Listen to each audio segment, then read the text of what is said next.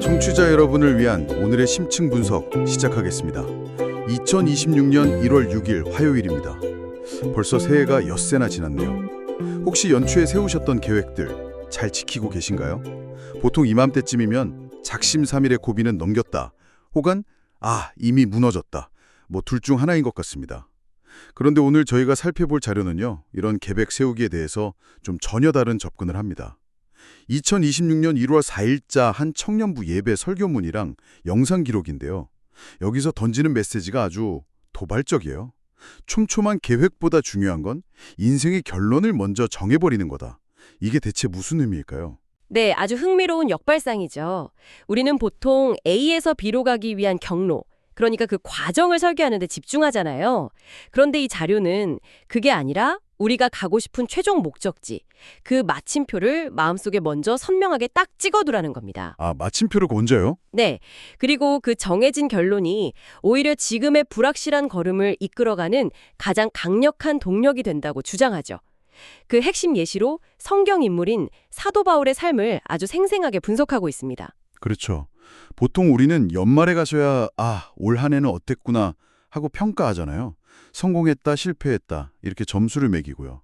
그런데 이 자료에 따르면 사도 바울은 과거를 평가하는 사람이 아니라 미래의 결론을 현재로 가져와서 오늘의 선택을 하는 사람이었다는 겁니다. 맞습니다. 그가 어떤 상황에서 이런 태도를 보였는지를 보여주는 장면이 바로 오늘 분석의 배경이 되는 사도행전 20장 말씀입니다. 바울이 약 3년간 모든 걸 쏟아부었던 에베소라는 도시의 교회 지도자들과 작별 인사를 나누는 아주 애틋하고 인간적인 장면이죠. 이 에베소라는 도시가 바울에게는 정말 남달랐던 것 같아요. 자료를 보니까 그의 사역 인생에서 가장 길게 머물렀던 곳이기도 하고 엄청난 부흥과 기적을 경험했던 곳이더라고요. 네. 하지만 동시에 우상숭배 문화가 워낙 강해서 복음과 가장 치열하게 충돌했던 말 그대로 영적 전쟁터 같은 곳이었습니다. 그야말로 애증의 도시였던 셈이죠. 3년 동안 온갖 고초를 함께 겪으면서 쌓인 정이 얼마나 깊었겠습니까? 네네. 성경 기억을 보면 작별 인사할 때 장로들이 다 크게 울며 바울의 목을 안고 입을 맞췄다고 되어 있어요.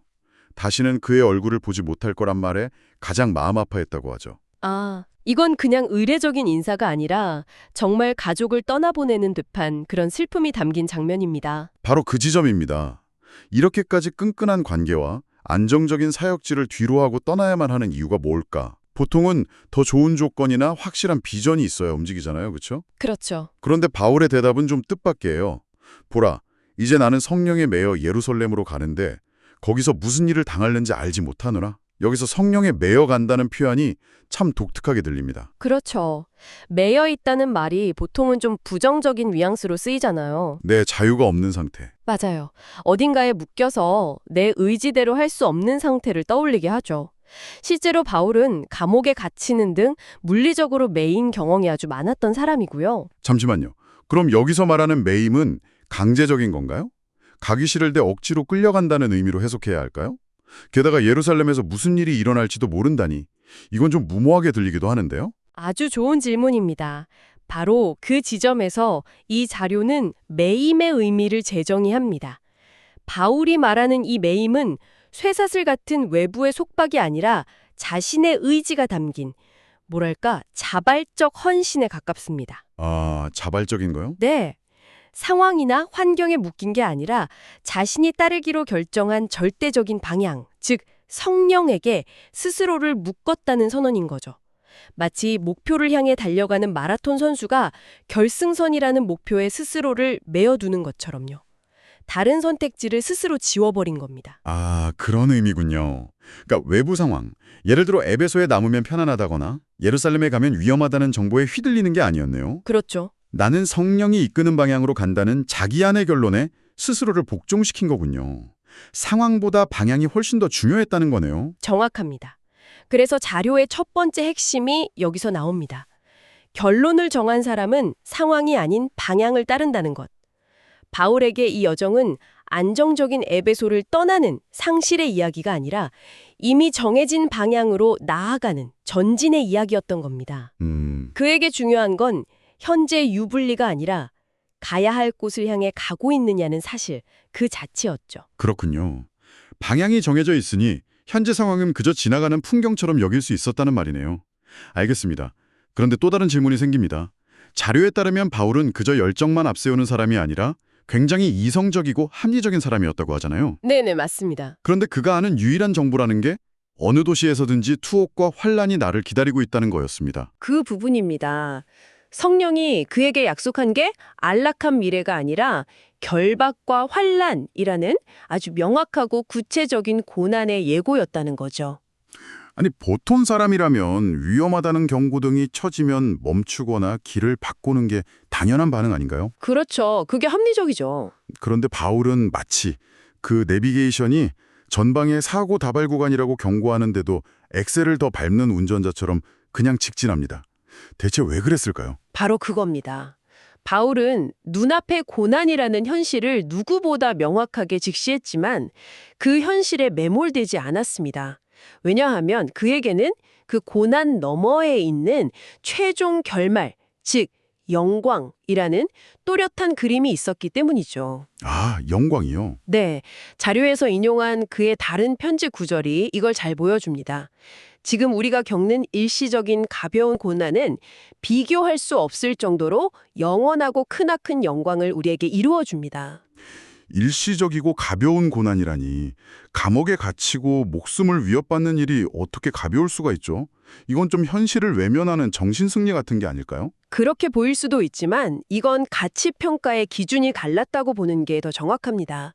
예를 들어서 올림픽 금메달이라는 최종 결론을 확신하는 운동선수에게 지옥 같은 훈련 과정은 물론 고통스럽지만 견딜 만한 것이 되잖아요. 아, 네, 그렇죠. 고통의 무게 자체가 줄어드는 게 아니라 그 고통을 감소하게 만드는 더 큰 가치, 즉 금메달이라는 결론이 있기 때문입니다. 바울에게는 영원한 영광이라는 결론이 너무나도 확실하고 거대했기 때문에 그에 비하면 지금의 고난은 상대적으로 가볍게 느껴졌다는 거죠. 아, 이제 이해가 되네요. 고난을 미화하거나 축소한 게 아니라 거대한 결말이라는 저울 위에 올려놓으니까 상대적으로 가벼워 보였다는 거군요. 바로 그겁니다. 그렇다면 그에게 감옥이나 환란은 여정의 종착역이 아니라 목적지로 가는 길에 반드시 통과해야 하는 톨게이트 같은 거였겠네요. 정확한 비유입니다. 톨게이트가 귀찮고 돈도 내야 하지만 그렇다고 고속도로에서 내려오는 사람은 없죠. 목적지가 분명하니까요. 맞아요. 여기서 자료의 두 번째 핵심이 드러납니다. 결론을 정한 사람은 모든 장애물을 과정으로 여기며 돌파한다는 것. 눈앞의 어려움이 최종 목적지가 아님을 알기 때문에 멈추거나 좌절하지 않고 계속 전진할 수 있었다는 분석입니다. 알겠습니다. 방향이 정해져 있으니 흔들리지 않았고 결말이 보이니 장애물에 멈추지 않았다. 그런데 이런 엄청난 확신과 동력은 대체 어디서 나오는 걸까요? 보통 사람들은 아무리 큰 목표를 세워도 중간에 지치거나 의심하게 되잖아요. 바울을 이렇게까지 움직이게 만든 근원적인 힘은 무엇이었을까요? 그 답은 그의 사명의식에서 찾을 수 있습니다. 그는 자신의 일을 하나님의 은혜의 복음을 증언하는 일이라고 정의합니다. 여기서 핵심 단어는 은혜입니다. 은혜요? 네, 자료는 바울의 과거를 상기시키는데요. 그는 원래 복음을 믿는 사람들을 잡아가두고 박해하던 사람이었습니다. 아, 맞아요. 정반대편에 서 있었죠. 네, 그런 자신이 복음을 전하는 사도가 된 것은 전적으로 자신의 노력이나 자격 때문이 아니라 값없이 주어진 은혜 때문이라고 그는 평생 고백하며 살았습니다. 자신의 존재 자체가 은혜의 증거였군요. 그렇습니다. 이 은혜라는 개념이 그의 가치체계를 완전히 뒤집어 놓은 겁니다. 그래서 나의 생명조차 조금도 귀한 것으로 여기지 아니하노라라는 얼핏 들으면 섬뜩한 말까지 할 수 있었던 거죠. 그 말이 참 강렬해요. 네, 생명을 하찮게 여긴 게 아니라 그 생명보다 더 우선하는 절대적인 가치를 발견했다는 선언입니다. 나라는 존재의 시작부터 끝까지 모든 것이 은혜로 주어졌 것이니 내 사명 역시 그 은혜를 증언하는 것이고 그 사명을 위해서라면 내 생명마저도 도구로 내어놓을 수 있다. 이런 경지에 이른 겁니다. 그러니까 바울이 내 목숨도 아깝지 않다고 한 게 정말 목숨을 버리겠다는 극단적인 뜻이 아니었군요. 그렇죠. 가치의 우선순위가 완전히 재정립되었다는 선언이었군요. 은혜의 복음이라는 결론과 비교했을 때 자신의 생명이라는 가치가 그보다 아래에 놓이게 된 거네요. 네, 그렇게 보니 완전히 새롭게 들리죠. 네, 그렇네요. 이건 사실 스티븐 코비가 말한 유명한 원칙, 끝을 생각하며 시작하라와도 일맥상통하는 부분이 있습니다. 아, 저도 그 개념 참 좋아합니다. 내가 어떤 사람으로 기억되고 싶은지 내 인생의 마지막 장면을 그려보고 거기서부터 역산해서 오늘의 삶을 설계하라는 원칙이죠. 그런데 이 자료가 보여주는 바울의 삶은 거기서 한 걸음 더 나아갑니다. 오, 어떤 점에서요? 스티븐 코비의 원칙이 내가 나의 끝을 주체적으로 설정하는 것에 가깝다면 바울의 경우는 신에 의해 약속된 영광스러운 끝이 이미 주어져 있다고 믿는 것에서 시작합니다. 아, 내가 만드는 게 아니라 이미 주어져 있다. 네, 내가 만들어내는 결론이 아니라 이미 보장된 결론 위에서 오늘을 사는 거죠. 어쩌면 그래서 더 강력한 힘을 발휘했는지도 모릅니다.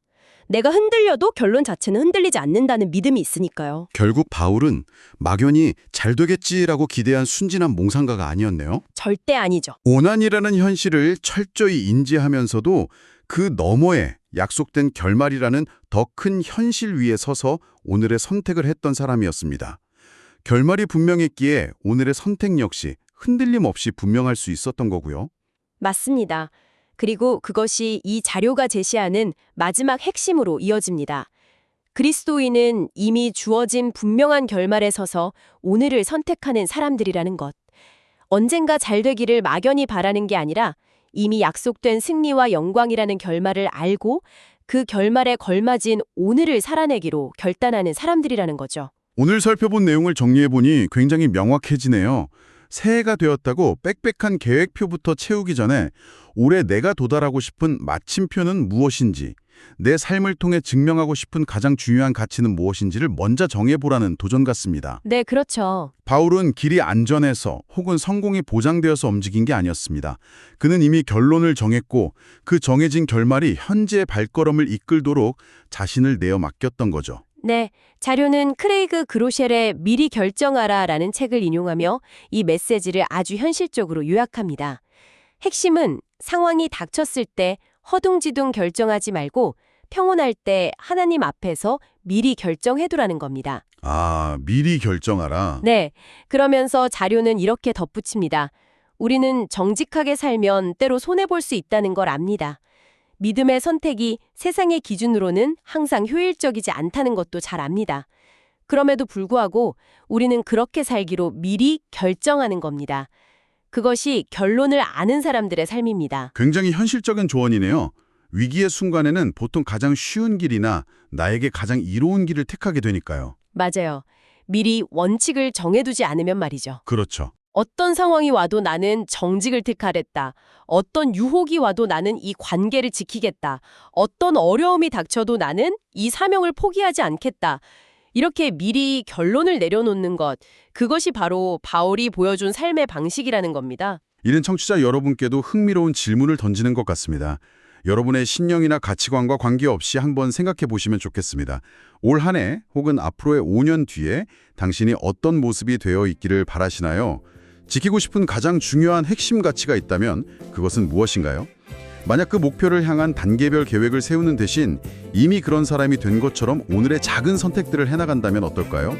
정직한 나라면 지금 이 상황에서 어떤 이메일을 쓸까? 건강한 나라면 점심으로 무엇을 고를까?